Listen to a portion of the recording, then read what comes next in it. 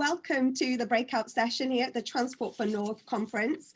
In this breakout, we are going to be talking about the business priorities for the North. We're going to be introducing you to our stellar panel in a second, but please do use the chat function. For those of you who are not aware, it's in the bottom panel, mark chat. Please put any of your questions or comments in there. We'll invite our panelists to join the conversation. It's been a really lively conference so far, and delighted to be here today to chair this session. Please join in the conversation as well online using the hashtag TFN20. So today we are going to be looking at the business priorities for the North of England. Transport is often seen as a means to an end that must serve our passengers, but those passengers are, however, going to jobs, supporting hospitality, travelling to one of the North's many tourist destinations. So we want to discuss the importance of transport investment for businesses, and we also welcome what other areas need to be improved, for example, education, wider infrastructure improvements, and the importance of innovation. So please, we want your comments in the chat about how businesses do not see civic boundaries in the same way as the public sector. So please, comments on links across the North and across the Midlands and other parts of the UK, really welcome in today's chat. So without further ado, I'm going to go over to our stellar panel. I did say stellar, and I'm going to start with Lucy Winskill, who is the chair of the board of the North East LEP, and there's the Pro Vice Chancellor for Employability and Partnerships at Northumbria University. Lucy's going to tell us about her role, her many roles and her many hats, and also share what she thinks her business priorities of the North are. Thank you, Lucy, and welcome to today's webinar. Thanks, Simone, and welcome everybody. Let me just start a little bit about my day job. Pro Vice Chancellor, if you're not familiar with universities, this is a senior executive role. So basically the Vice Chancellor is the boss and I'm one of his colleagues on the executive committee, and we are a big business. We describe ourselves as a 240 million turnover business with something like 36,000 students scattered around the world. So transport and getting our students and our staff to and from the university, and I run a small campus in Amsterdam and a larger campus in London.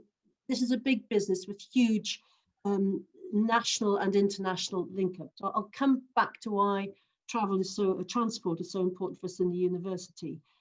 And I also have the remit around employability. So I want to make sure that our students leave us and get jobs. Might be in the Northeast, might be regionally, might be nationally. And that as well means that we have to speak very, very closely to businesses every day. So those are my credentials around my understanding of what business needs. Added to that is the role of chair of the board, as you said, Simone, at the Local Enterprise Partnership. These are partnerships between local authorities, in our case, the elected mayor of the combined authority, and the business community in the private sector. And government was very keen when it set up LEPs that business voice is heard. I'm just setting out the credentials and why we listen to business a huge amount at the LEP. The challenge about the exam question that's been set, what are the needs of business, is that business isn't one great big sort of homogenous group. So I've described my own business, a 240 million pound turnover business, but I could be talking to the very S bit of SMEs in the Northeast. I could be speaking to micro firms and so on. So trying to get the needs of all of those businesses in one place is tricky. But going back to the exam question, I think what are the key needs and what really links what I think businesses want? I'd narrow it down to, first of all, certainty. Businesses want certainty and they need to know where their products and services are going, supply chains coming in, and a great transport infrastructure gives them that certainty. So businesses at the moment are saying we need to understand where these new transport routes or improved or maintained transport routes or hubs will be it buses, be it our fantastic metro system, in Newcastle and the surrounding area, be it from the airport, and then when it thinks about goods, the ports come into this. So it's about certainty and knowing how its goods and services can go. It's also about its people. So can businesses get the people with the right skills to their workplace and home again? And to get people with the right skills, of course, I'm going to say that because I work in a university, it's about making sure that our young people get to schools, get to colleges, get to universities and home again, or wherever home may be. Particularly challenging at the moment this week as we try and get our students safely back to their homes for Christmas. It's that certainty too about access to people, and all of that great transport infrastructure is really important. So the plans at the left, the Strategic Economic Plan and the Recovery and Renewal Plan, hinges around transport as that economic unlocker, great transfer infrastructure. And we've got a super plan out at the moment for consultation, which has no less than 300 potential projects that are transport based. Some of them very small, some of them major, but it's all about that big picture infrastructure of transport and digital being absolutely integral to that. So I'll pause there, Simone, thanks. Thank you. Thanks so much, Lucy. And you absolutely have covered so many bases there. Good luck as well this week getting those students home again safely and well. So I think, Henri, we're about to introduce the fantastic Henri Murison. He's the director of the Northern Powerhouse Partnership. And, you know, Lucy just talked about this as being an economic unlocker. What are the business priorities to you, Henri, and also to the partnership, who've been doing some considerable work, particularly over this whole pandemic? Oh, thank you, Simone, and lovely to be with you today and with all the panel. So I'm Henri, and I'm the director of something called the Northern Powerhouse Partnership. We're a business-led group trying to make the case for closing the North-South divide, and we, as well as including senior business leaders in our board and in our various kind of decision-making structures, we also include some of our civic leaders as well. So we try and bring together those insights. And I suppose what I would say from the perspective of the businesses that still do drive our agenda and its particular focus, I would say that the key point is around the transformational impact of transport on productivity. And the phrase transformational productivity does get a bit of a bad name from some in the economic fraternity. But if you are an economist in London, it's all very well to say that, but obviously your economy's just benefited from an unprecedented 2 or 3 decades of growth. So you think they'd understand a bit more about transformational economics. So the fundamental point is that transport is one of the elements that we need to be able to raise productivity in the north of England. It is not the most important or the only element, and the Northern Powerhouse Independent Economic Review, which was made possible by TFN and by Tim Foster, the current acting director of strategy in his previous role, has, under the leadership of Sir Richard Leese at the time, given us really kind of an ingredient list, right? Like your Christmas baking, the Christmas cake of transport and productivity is a good one, in that it has very particular needs. So as the City's Growth Commission also made the point of saying, you need schools, you need better skills, you need to have a sense of place-based decision making, because also our metro mayors and what they represent, which is a wider set of institutions which can make decisions at a more local level, are all enablers of economic activity, and a more nuanced approach to economic development than one that you can do from Whitehall. So business investment will always drive financial change in places. It will drive making it possible to share the benefits of growth amongst others, because someone has to create that growth in the first place. But actually, public investment is a helpful prerequisite. And in transport, it's particularly important because historically we have had a model for funding transport that has largely relied on public investment, at least in terms of rail and road. Less so, obviously, in sectors like aviation, where we do have some public ownership in aviation, but not entirely. It's usually blended with private money. And so it's a different set of questions that drive that. And I think where we would say the key focus has to be coming out of this recovery is there is a role, of course, for shorter term projects that will enable us to get people back to work, and accelerating work on things that we've already started, like Trans-Pennine Route Upgrade, which is a critical and quite late piece of infrastructure to improve journeys on the existing line between Leeds and Manchester, enabling better travel to places like Liverpool, Hull, Newcastle is a great idea. But you still need to give clarity to the market about what's going to happen in terms of longer term productivity increases and readiness to invest, and uncertainty, for instance, over the eastern leg of HS2, which Maria and I work very closely on, so I won't steal all of Maria's thunder talking extensively about that. But the eastern leg of HS2, for instance, as it integrates with Northern Powerhouse Rail and with the western leg of HS2, is a critical enabler for economic growth, partly because of the confidence it has brought, but it has also enabled people to spend money now, Simone. And I would reflect, I suppose, on developers like CEG in Leeds, for instance, who are bringing investment to, so for instance, get the British Library to open at Temple Works, or some of the investment we're seeing really facilitated by the university actually in and around Piccadilly Station, which is a transformational development being led by what used to be on the old UMIST campus, for those who understand Manchester's geography. That type of investment is coming now. So the property opportunities and the relating environments, particularly for better quality office space and other types of places people want to collaborate, is critical. And I think, I'm sure we'll get on to the impact of COVID, but actually what I'm always struck by is the kind of what digital businesses said to me when I first started in this job, and we brought a group of them together in Leeds. And then firstly, they were all from Yorkshire, because you couldn't get to Leeds very easily if you were from anywhere else. And even the people who come from Sheffield said, well, they don't go to the office every day, they don't commute to a single place, that's just not their working pattern. They were already living more like the rest of us now live, but they do like seeing people, and those people could be in any northern city, for instance, but it's much easier often for them to get to London than go and see someone in Manchester. And I think looking at those sectors that already were a bit more fleet of foot, what's really noticeable is you don't need less connectivity, you need more of it, but you tend to travel in different ways and with less rapidity of pattern. And so perhaps high frequency commuting in and out of cities, single point to single point, will decline relative to what you may have expected. But in the north of England, most people already drive those journeys anyway. So the opportunity to build the market for rail compared to other parts of the UK is stronger, and that same argument applies to the Midlands. That's not an anti-Midlands argument, because just as many people drive to work in the Midlands, sadly, as they do in the north of England. So the ability to turn our northern cities and those in the Midlands to operate more like London does today, whilst maintaining what is very special about our economic and social model, and the availability of decent quality housing and all the other things at reasonable prices that we want to keep, right? That is an economic model that businesses buy into, and that's not just what's about good for them and what's good for driving productivity, it's about what's good for people's lives as well. Thank you. And I didn't think we'd get a Christmas cake recipe into today's panel, so thank you for bringing Mary Berry in there. No, but I think there is something there around, I think we'll talk about the impact of the pandemic and the new ways of working and how businesses are going to work in that. But I think that whole utilising transport as raising productivity and, you know, looking at some of those short-term projects as well. Thank you, Henry.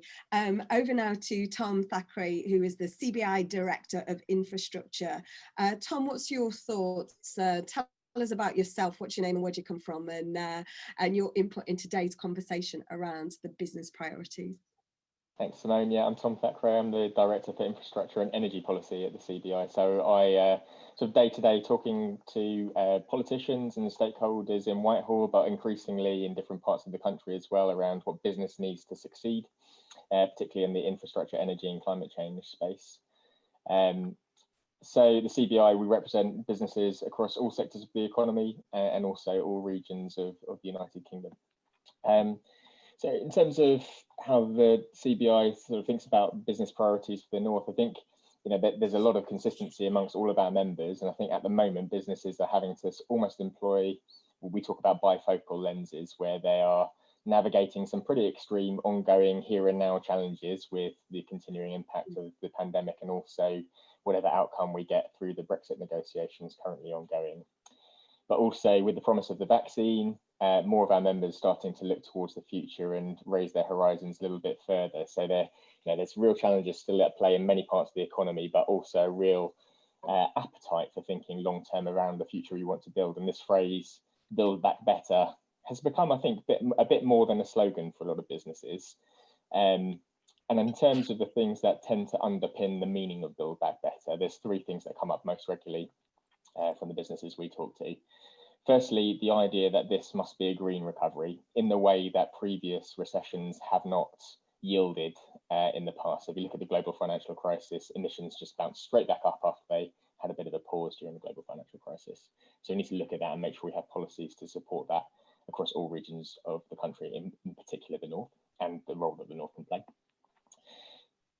Secondly, businesses want it to be an inflection point for digital transformation. And I think, you know, the plans that businesses have in this regard have just been accelerated in recent months, and they've managed to input new systems and new investments that perhaps they had no contemplation that they'd be able to achieve before the pandemic. So how do we make sure that that's not just a flash in the pan and we continue on that journey towards digitalisation of the economy?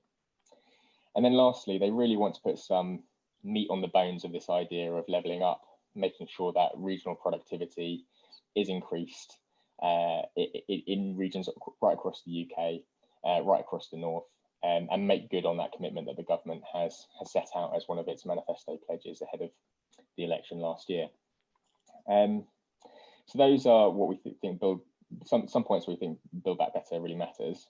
But I think it's clear to say that their business will change beyond the pandemic, and I think we're seeing some of that from the conversations and the surveys that we're doing with members, and it will adjust to a new way of operating beyond the pandemic.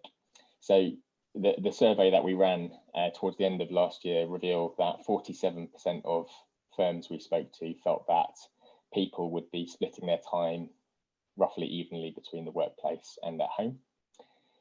Compare that to 2019, and that was just 8%. So a 40%, almost 40% increase in the proportion of firms thinking that would be the case.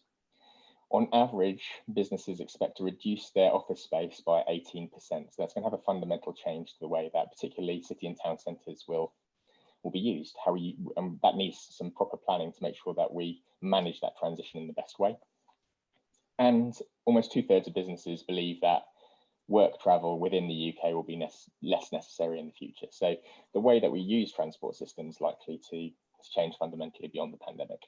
But that brings obviously some challenges around the sort of financial viability of transport operations, but also opportunities to reform. Thinking about things like reforming ticketing, reinventing services, timetabling, all of these things that we've been talking to government about for a long, long time. I think they just raise themselves with even more urgency now. We're thinking about how we build those systems beyond the pandemic. So yeah, just some words for introduction from me, and looking forward to participating in the conversation as it ongoes.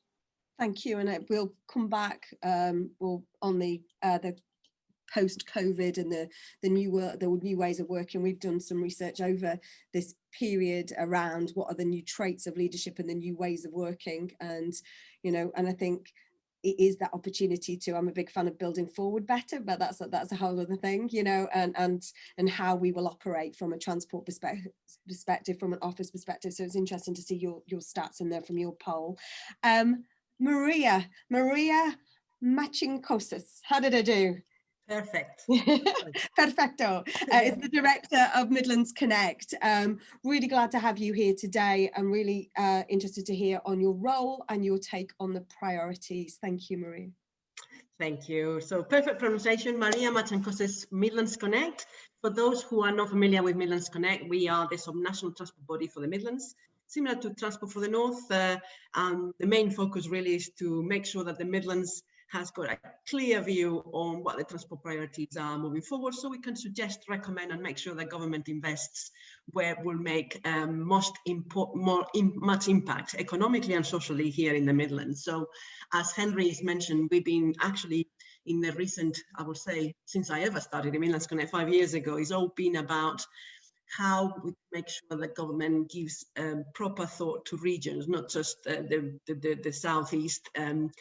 Good thought about actually moving forward, what big investment, this is a strategic programs, will move forward and will make a real difference, as I said, in towns and cities across the Midlands. So very delighted to be part of the debate. The Northern, my equals, Transport for the North and Midlands Connect work very well together, and we also work very closely with MPP, because we do understand that there's always elements where businesses in particular will not want to see a division between the Midlands and the North. We're very proud of our connections to the North. As I said, it's always important to not get obsessed about geographies, and actually businesses of the North hopefully will need good connections to Midlands, and Midlands businesses in the Midlands will need good connections to the ports of Liverpool, for instance. So that's what I'm always welcome the opportunity to be here with all of you. Now, in terms of prioritization and businesses, the Midlands businesses have always been quite sort of robust in their views, and even COVID has, if anything, has amplified their position around these. And the first one that businesses want more than anything is certainty. That's something that they keep flagging up. They now understand more than ever that there's been going to be a phenomenal amount of rethinking about the placemaking agenda. What is the future for the high streets? What's the future for our towns and our cities on the back of the pandemic? But so they don't want us to think for 6 years, what that might look like. So it's not only certainty, but also pace. And I completely agree with Tom. They want pace, with already a massive expectation of a green recovery pace. So alongside certainty, you need pace as well, and clear driven sort of decisions from government and a policy perspective that gives that assurance that everybody understands where we're heading. So for instance, let me give you an example. I think the Prime Minister not that long ago made the announcement of putting forward the deadline for or banning the sales of diesel cars. That has had obviously a massive impact in the manufacturing industry in the Midlands. Very proud of our manufacturing base, and therefore it starts the whole debate around not only the vehicles themselves and the manufacturing sector, but also the energy and the gridlock that will create, the requirements for the network from an EV charging perspective. So that's putting a lot of pace and more thinking around what to do moving forward. So these are the examples of what businesses are after. They want to know that ultimately we are here together, and changing the minds on programs and projects is actually the last thing that businesses need at the moment. So that's why we're very, very committed in working with Northern colleagues on the HS2 debate. The Midlands is already experiencing the benefits of the construction, particularly construction terms, of HS2. We also know that investors are very keen. Now that they see it's happening, investors feel reassured they continue to invest in our towns and cities along the. And we want that to continue on the eastern leg and into Manchester, because that's what investors will be looking at, that certainty that these programs will be going ahead at pace, not just in the next 40 years, let's put it that way. So I hope that gives you a good idea of where we're coming from in the Midlands. Thank you. Thanks so much, Maria. And we've got some comments in the chat. Please do keep your comments and questions in the chat and join the conversation, #TFN20. Listening to everyone so far, the thing that hits me is that it's about all regions of the UK. Shouldn't we be talking about business for the UK as a whole? That's just one of the things. But aside from the immediate impact of COVID-19, what are the more medium and long-term concerns for businesses? And I'm going to come to Lucy first and then Tom, because obviously, Tom, we've talked about the polling as well. But Lucy, what do you think is You've got a whole heap of things, haven't you, to cover with your suite of responsibility? I think it's hard to divide it into, you have to look at it short, medium and long term. And short term right now, we're still in the furloughing scheme. There are businesses still struggling to survive and so on, and we mustn't forget in the short term what we can do about that. And we're all grappling a bit, we've touched on it earlier this morning in this session, about do we need more space? Do we need less space? So I hear a lot that we're going to need much less space in the city centres and so on. Not in my business. If you want to try and get students together in front of people and working together and in laboratories and so on, actually we might need more space to keep them socially distanced, but still actually in the room together. So these are the sorts of things we're grappling with. In the medium and long term, it's about certainty around those investments. And just looking at the chat, I see that Gareth Evans has asked a question specifically about the Leamside Lane, East Coast Main Line. So if you don't know the Leamside Lane, to uninitiated viewers, here's the East Coast Line, and that little bit there is the Leamside bit. And it's a vital connection across a piece of the Northeast that's been left behind. But there's some great, in transport terms, there's some great businesses that can really thrive there.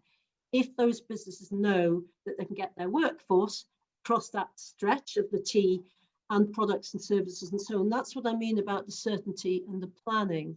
I think also looking at the chat, and I think it is what businesses want, they are not interested in delay, talked about pace, they're absolutely not interested in politics, small p and all of that miring decision making and so on. And to be perfectly honest, if I can seize on one good thing that has come out of this national disaster is that since I joined the North East LEP, I haven't seen one snippet of politicians of different flavours falling out with one another, or businesses. We have absolutely come together to create a recovery and renewal plan that is bold and ambitious and is unified. And it's not parochial. It does, again, picking up on some of the other things in the chat there, it does think about how it reaches across, not just from the Northeast, but to Northwest, to Midlands, to London, and internationally. So we export a huge amount internationally from the Northeast, and we are a great recipient of foreign direct investment, and we really want to make sure that we don't lose the ground there. So it's short, medium, and long term, all linked together for me about some certainty. And pace, we know we can move at pace. We've got a Nightingale Hospital down the road from where I'm sitting at the moment that was created in nanoseconds when it needed to be done. So we can move at pace when we have to. And I think that's what the lesson.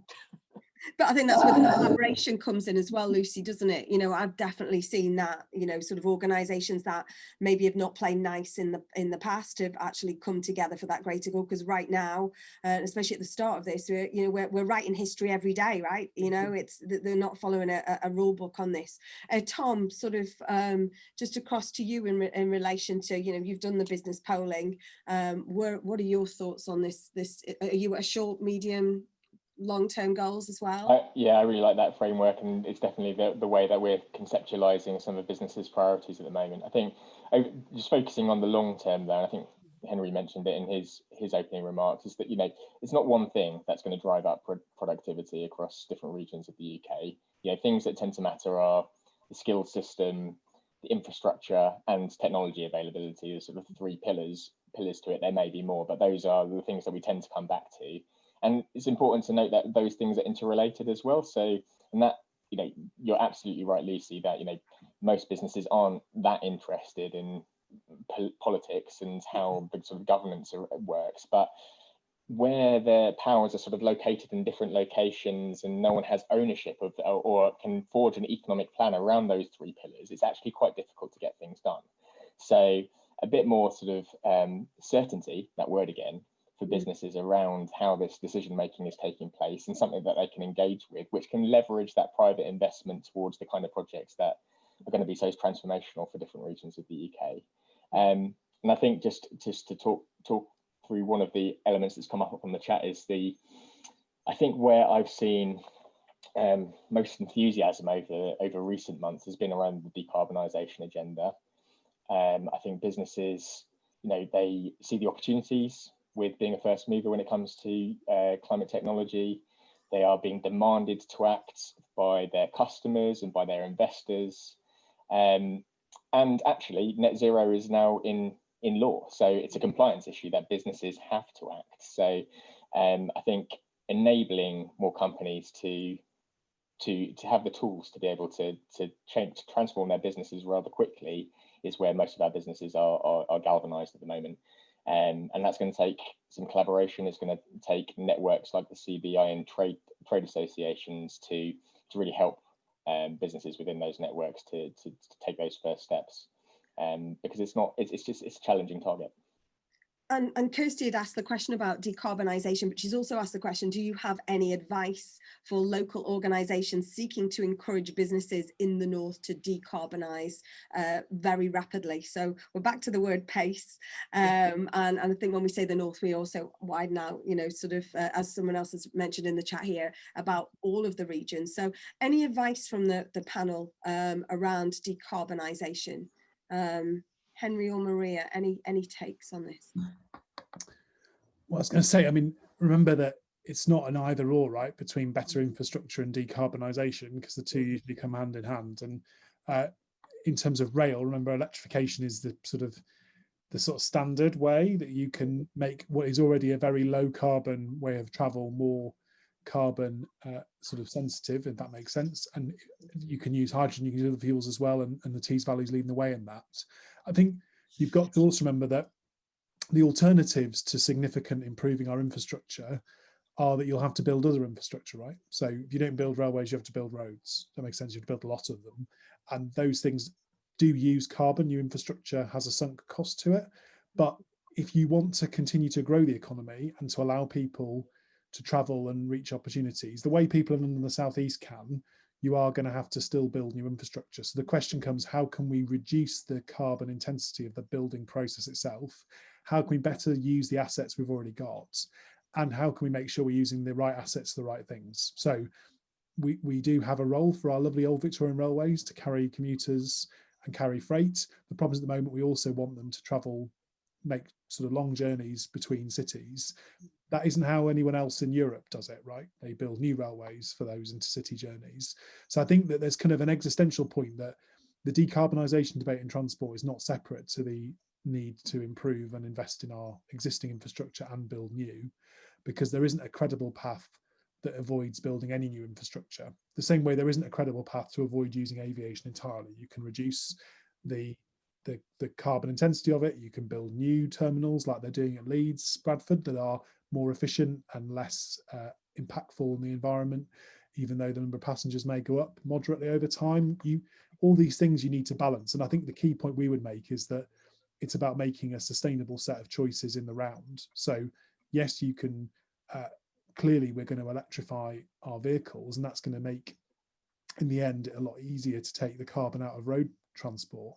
But congestion itself is also a big issue on the road network. So don't think just by taking people in a part of the country, like, as I alluded to earlier, the North Midlands having in common, car-dependent cultures, you're going to have to be less dependent on the private car. And so it's not just about electrification, it's also about what we can sustain in terms of the right models of mobility to make our cities pleasant places to live. And if you think that that's going to be everyone owning their own vehicle and driving it and parking it in a city centre every day, that is not how it's going to work. It's just not sustainable to do that. And the economic cost and the kind of the transition cost is higher, right, if you don't take innovative solutions to these problems. So if people who can't afford to buy an electric vehicle, well, they don't have to buy their own. They can have shared mobility. They can use a vehicle when they need it. And that means that people can live more sustainably and also affordably. So I think we need to have this debate in the round. And certainly I do worry that if you jettison the conversation about how you improve our productivity and just focus on decarbonisation, you really miss a trick, because actually most of the good jobs we're going to generate in the north of England are going to be out of industries in the green economy. So it's a key part of how we also drive economic growth. So if you go beyond the transport debate, the green economy is the economy in terms of growth and potential in the north of England. End of. Hull, Cumbria, Teesside, all these places, their economic revival is entirely dependent largely on decarbonising our economy and then selling that technology around the world, whether it be small modular reactors or hydrogen or the use of carbon capture, use and storage, all of which are also things I know Tom and the CBI work heavily on. So it applies in transport. Don't look at these things in isolation from improving infrastructure and improving connectivity. You've got to have a package that blends the two at the same time, and things like electrification do both. So yippee. And in the wider economic debate, don't separate off economic revival from either the pandemic or long-term structural change in the economy, because it ain't London, the South East, that's going to create the technologies and energy, for instance, that we need, because London, the South East isn't the energy capital of the UK. Who's been generating electricity for the rest of the country for years and years? Us and the Scottish, right? And the Welsh, we do it really well. So if we're going to keep jobs in our energy sector and we're going to create new opportunities, we're going to lead that, not somebody down south. And we need to take responsibility for doing that. And Henry, there is a note in the chat from Mike Connolly. I think the Northern Powerhouse Partnership should be the coordinating body for pulling together all groups, businesses, stakeholders that have a real interest in investment. What do others think? And also from Kirsty, who spoke about decarbonisation, there's a link in the chat to hdccc.info. They are looking for more examples of low carbon building forward better. So please engage there as well. Maria, anything? I mean, there's almost a sense of hope and opportunity in this through this. You know, this is a time, as Lucy said, that we are all grappling with. But do you see hope and opportunity here to make change for good? Absolutely, and I think Henry covered most of them. The one area that I was going to add, so yes, how you construct infrastructure is definitely up in the rise. So let's construct better, greener.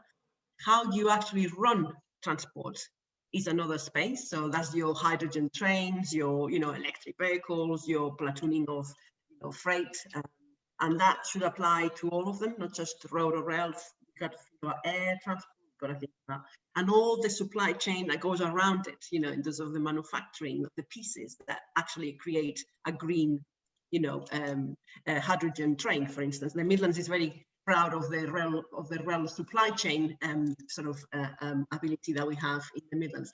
One area that I'm also very excited from your sentiment of opportunity is the data and the digital, and that picks up about actually a lot of people are thinking how you influence behavior and how you're going to, you know, this COVID has massively changed our perception about how we're going to make our travel choices in the future. So this access to data and 5G and digital connectivity in the planning and in the informing choices to businesses, to people about how they transport goods or how they actually travel between towns and cities. And that includes rural areas, by the way. Huge opportunity around rural and rural mobility. So that space of digital and data is hugely important moving forward. And obviously that in its own is a massive opportunity for businesses that at the moment they don't associate it with transport, but could have a phenomenal escalation in terms of opportunities for businesses. And aren't we well placed in the Northeast, because we have the National Innovation Centre for Data hosted by Newcastle University, which is really doing some very powerful work, working with businesses, not just regionally, but nationally, exactly that, to use the data to come up with great solutions. Yeah, absolutely, definitely. Can the panel say something? This is Michael Whitaker. Can the panel say something about freight and logistics? What role freight and logistics have in the recovery in terms of the Green Book for business case appraisal, that wider benefit of freight and logistics, which is very much in focus, is taken into account both at regional and national level. Tom, I didn't know whether you were. Oh yeah, sorry. Thanks. Yeah, no, I would. I think freight is often overlooked when it comes to debates on transport and the role it plays in our economy, and it shouldn't be, because it is just fundamental for keeping the wheels of our economy in motion. I think when it comes to rail freight in particular, I think we're going to see a transformation in our railways, aren't we? Because of the change in the commuting patterns that we're likely to see. We need to make good use of our railways in the future, and that might mean a sort of transformation of what its use is for. So it might be more leisure trips, and it might be more of a role for freight in the future. So I think when we're sort of planning for these investments in the future, and the sort of the appraisal goes with it through the Green Book, it's important that we sort of recognise that transition and we support it, and we don't overlook the importance of freight. On the road side of things, obviously, I think this is an area where the technology is still uncertain. You know, for a lot of road transport, electrification looks like it's going to be sort of in widely deployed across the economy. But for heavy goods vehicles, that's difficult, and there's going to be a massive potential role for hydrogen. And the UK has some fantastic assets, particularly in the north of England, I'd say, to deploy towards hydrogen production in the future. So that's where we need to work. We need partnership working between the government on one side and businesses on the other about how we provide those route to markets for hydrogen economy, and particularly have those applications into industry, of which freight will be a really important part, I think. Brilliant, thank you, Tom. And we are fast running out of time, but what I wanted to just come along the panel for is to ask what would your one ask be? What is your, we've talked about, Maria's highlighted a hope or opportunity, but what would be your one hope, or your one key, your hope for business priority? What would be the one thing that you would ask for the future? Henry, go on, you're nodding. So I think I want a delivery body for Christmas, really. So there's a really strong case, and I know Northern leaders feel this way as well, many of them on TFN boards, that whether it's building a new line across the Pennines was actually about playing a role perhaps in parts of NPR like the full Leamside solution that will require new infrastructure. Not entirely new line, of course. The one that was referred to there, and a particular favourite of mine, Lucy, as well, is just putting back a line that used to be there, which is in the end always cheaper. Good old DFT, I think, will come up with solutions more complicated and moderately cheaper than that, but that have lots of downsides, because that's the way that optioneering seems to always go in this country. But my kind of real priority is that no one's done any work on the HS2 Eastern Leg since the end of last year. That's a tragedy when that's such an important part of particularly Northern Powerhouse Rail as well, Leeds to Sheffield. That new line, when it cuts in at Goldthorpe, which is a particular location from mining colliery history. So if you like your brass music, you will your brass band music, you'll know that part of the world very well. But you've got to be able to get this infrastructure built quickly.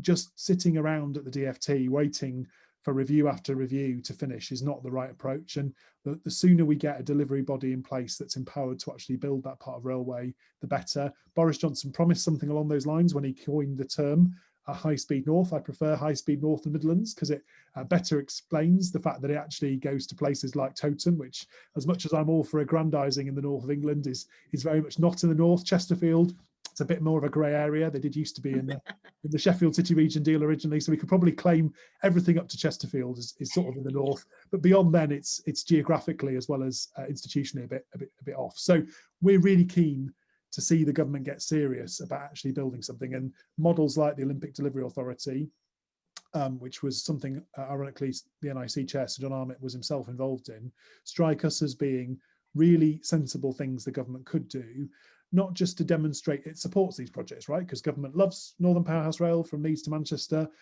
but that's not the same as actually getting on and building anything. And a delivery body with the mandate to build new lines, to me, is the thing that we need to see sooner rather than later, because otherwise important projects like HS2 on the Eastern Leg, for instance, will just stay sitting in a drawer somewhere, which isn't how you build things. It's not how any other place would do it. We in the UK need to get properly serious. Tom, what's on your Christmas list? I was going to go a similar place to Henry, actually, maybe just to build on it. I think the delivery body's got a lot of value to it. I think there is a national conversation around the future of railways, which was sort of undertaken with the Williams review, which hasn't really continued much beyond, well, hasn't really got the starting blocks, haven't seen the government response to that yet. So, and that's all the more urgent, I think, in the wake of COVID. We need that vision of how railway is going to be used in the future in the mark of the new way of operating in business, and that means reform to ticketing. It means using data in innovative ways, as we've been talking about in this panel so far. But I would say, and it's a really obvious point, but I do fear that a lot of this will be scuppered if we don't manage to get a deal on Brexit over the next few days. I think businesses, as I said at the start, are just turning their attentions towards the future, really positive about an economic recovery. But that does, their ability to achieve some of those wishes is really tied up with our success in negotiating a trade deal with the European Union. Thanks, Tom. So you can go to Henry's support bubble on the delivery body for Christmas to see if your Santa brings your gift. Maria, what's you've already talked about some of the opportunity, but what's else on the top of your list? Yes, so I completely agree with Tom in terms of certainty around Brexit will be helpful. It's all about certainty, isn't it, in the end? But I really would like the stop of reviews. The Midlands is really fed up with reviews all the time taking place. We've been talking about HS2 seriously, for instance, just an example, over maybe 14 years in the Midlands now. And here we are, we still don't know what's going to happen to the Eastern Leg 15 years later. So that, as you can imagine, is just not good for anybody. And so I would really like to talk more about reform, like Tom says, reform with an action plan rather than yet another review and review and review. This did and delay is not going to do anything for the Midlands and the North. So a change of approach. So we stop taking reviews on the railways and we crack on with reform and some pace around them. That would be my wish, really. Brilliant, thank you. And Lucy? Underneath my Christmas tree, please, on Christmas morning, I'd like to unwrap an envelope which has a cheque for 2.8 billion, which will satisfy the recovery and renewal deal that we've put together in the Northeast. That includes huge transport projects that link up other parts of the region and will demonstrate that decisions can be made locally as to what is best for us for our transport needs. So just a piece of paper for me, please, Simone. Well, easy, simple. Listen, thank you so much for you for joining the conversation today, and for joining in the chat. Thank you for such an amazing stellar panel. Thank you, Lucy, Tom, Henry and Maria. I think the key shout out today was certainty, certainty, certainty, certainty and clarity. The transport agenda and the transport and the business priorities cannot be done in isolation, just not transport on its own. We've got to take into account data and digital, and also the green recovery and at pace. Thank you for joining us this lunchtime. We have completed on time. Thank you for joining the conversation. Keep the conversation going on social media, #TFN20. Thank you to a brilliant panel, and thank you Transport for the North for inviting me to chair today's session. Have a great afternoon.